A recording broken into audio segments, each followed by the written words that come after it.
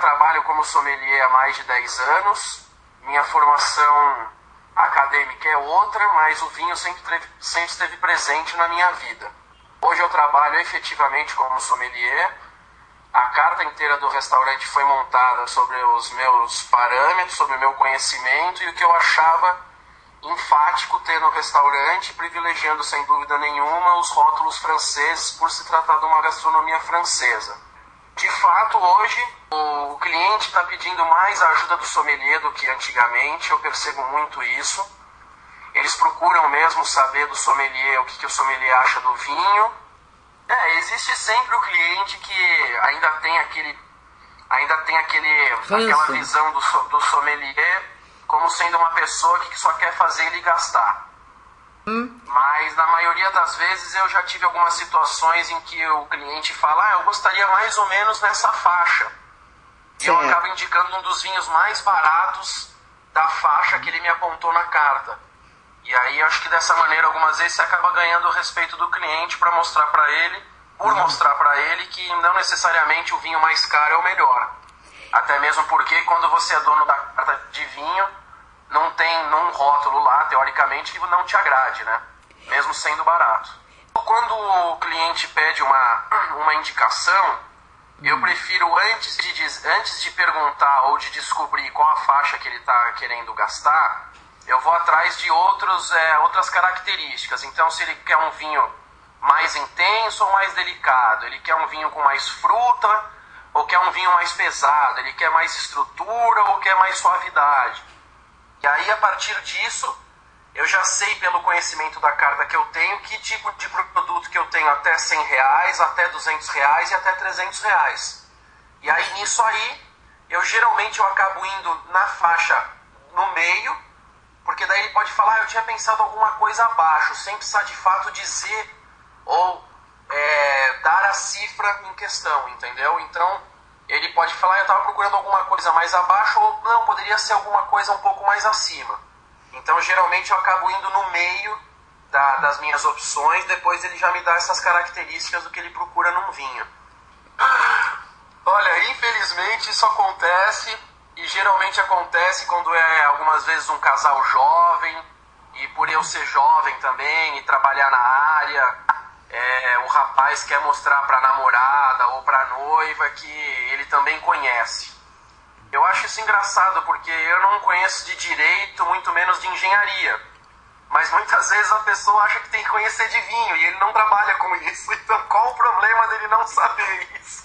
Mas, não, quando acontece isso, você tem que dar... Eu dou muita risada, sempre dou risada na mesa.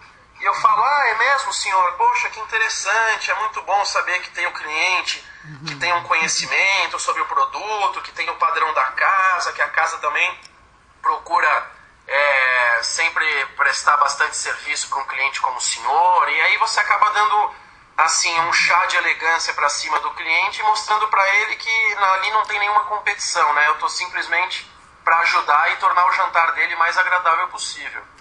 Para mim, o trabalho de sommelier correto para o cliente é tornar a noite dele inesquecível.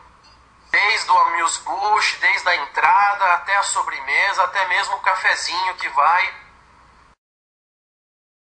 de importador falando, poxa, se você colocar mais rótulo, ano que vem a gente tem uma viagem para tal lugar, eu gostaria que você fosse. Ou então, poxa, coloca rótulo tal, porque... aí eu posso te dar alguma coisa também para o seu Natal, alguma coisa especial que você queira presentear alguém. Realmente é muito delicado. As pessoas acham que o sommelier ele está esperando um convite para ganhar algum por fora, achando que ele vai pôr o vinho mesmo que ele não goste, entendeu? Então, eu já respondi para muito importador falando, olha, algumas vezes o importador agradece, poxa, Ramatiz, obrigado por ter lembrado de mim, de nós, não sei o que. Eu falei, não é uma questão de obrigado, o vinho é bom, ponto final. Se eu acho o produto bom, eu ponho na carta. Se eu não acho bom, não importa se você é meu amigo, meu pai, meu tio ou meu primo. Eu não vou pôr o produto, porque eu não acho bom. Se eu acho que ele tem um nicho de mercado para atuar, o vinho, se eu tenho o perfil daquele consumidor frequentando o meu restaurante, eu vou pôr o produto. Né? Então, infelizmente, isso acontece muito. São inúmeros os convites, são inúmeros os mimos dos importadores. para que o sommelier hoje incorpore mais rótulo do que o necessário de cada um dos importadores. Hoje a maneira de você se manter atualizado é participando mais e mais das degustações oferecidas pelos importadores, das palestras de pessoas que são renomadas no assunto aqui no Brasil, trocando informações com outros sommeliers da área.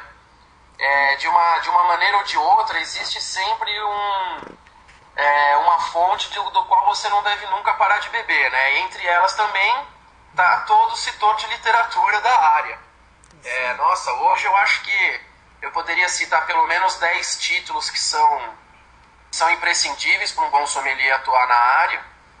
E eu acho que ele tem que sempre se manter atualizado, porque a gente ainda não conhece quase nada, principalmente de uvas. Certo. Eu, a cada dia, eu fico pesquisando